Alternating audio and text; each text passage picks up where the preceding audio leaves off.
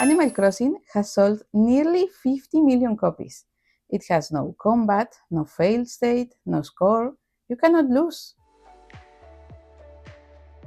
Hello everyone! Today we'll discuss what Animal Crossing gets right about UX. Animal Crossing New Horizons is not perfect, but it really shines when it comes to user experience. And I want to dive into why that is. It's not just about being cozy, but the actual design mechanics behind it. We are talking onboarding, progressive disclosure, error handling, microinteractions, plus a few things that definitely miss the mark. So let's go! Number 1. Onboarding is part of the game. Some games separate the tutorial from playing.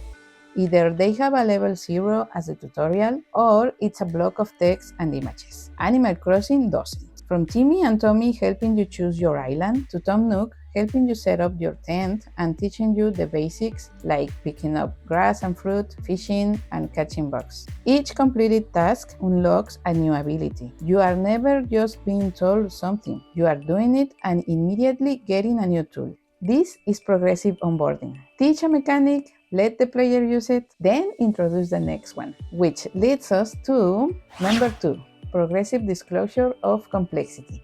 On day 1, your options are intentionally tiny. No shop, no design tool, no terraforming. The systems unlock in sequence. The Nook's Cranny, Museum, Able Sister Shop, and so on to the terraforming permits, each gated behind a bit of progress. This isn't just pacing for pacing's sake, but it maps directly to reducing the initial cognitive load. A new player is not swamped with many options. Instead, they start with a few choices that gradually expand as they play. And this is the basic of UX craft. Show the minimum needed now, reveal depth as competence grows. Systems like Nook Miles, museum competition, catalogs, and island ratings embed lots of data, but it surfaces as stamps, badges, and playful milestones, not tables or boards. Number 3. Digetic UI. Almost every system menu, like the map, DIY recipes, camera, and design app, is all found in the Nook phone, the in-game phone. This keeps things neat and prevents unrelated menus from piling up, making it easy to find what you need in one spot. Also, the Nook phone and its apps mimic real-world interactions, such as the camera. This reduces the player's mental workload by leveraging familiar mental models. You've got Isabel and Tom in the resident services building and Orville at the airport. The option menus feel like real conversations with these characters, which adds to the fun. Well, at least at the beginning. The concept of diegetic UI refers to a user interface that exists within the game world itself. This way, when you check your settings or tools, it doesn't feel like you are being pulled out of the experience.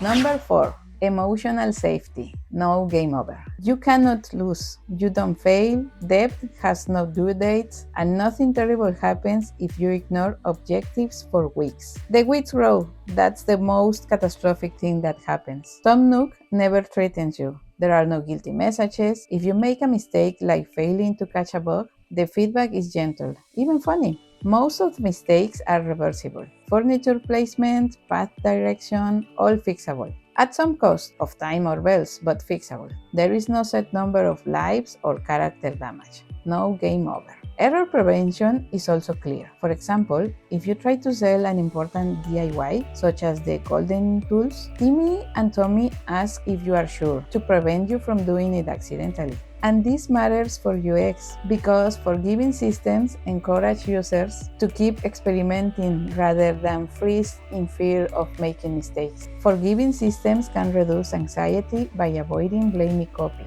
hash error states, and FOMO timers. This is the same principle behind the undo button, for example. Now, let's take a moment to appreciate Tom Nook, the chilliest loan shark in UX history. Number 5.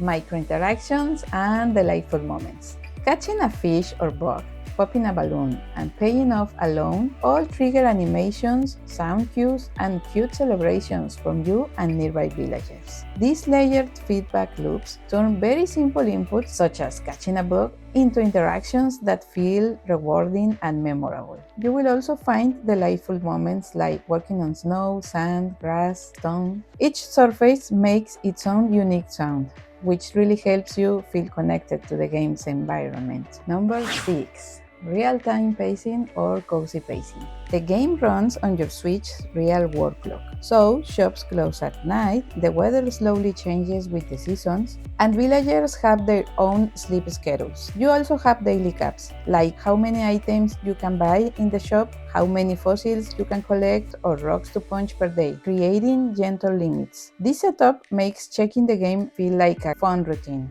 that builds excitement. Animal Crossing keeps its player engaged without relying on addictive, stressful loops. However, some players have found this slow pace a bit frustrating. Which leads us to the next point, because every good UX list needs at least one thing that doesn't work. So let's go negative.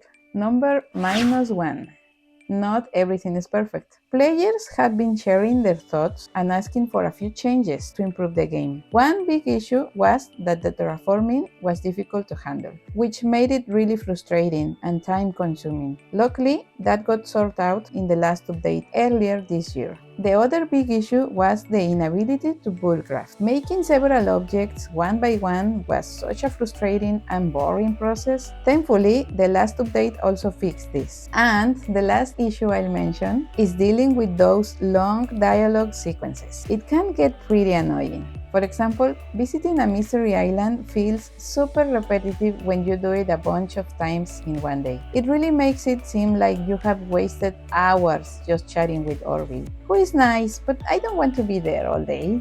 So, next time you find something really nice to use, chances are there's an Animal Crossing style UX decision behind it. Now tell me, what else do you think Animal Crossing gets right or wrong? Let me know in the comments. And if you like this video, please consider subscribing, liking, and sharing. You know the drill. Bye!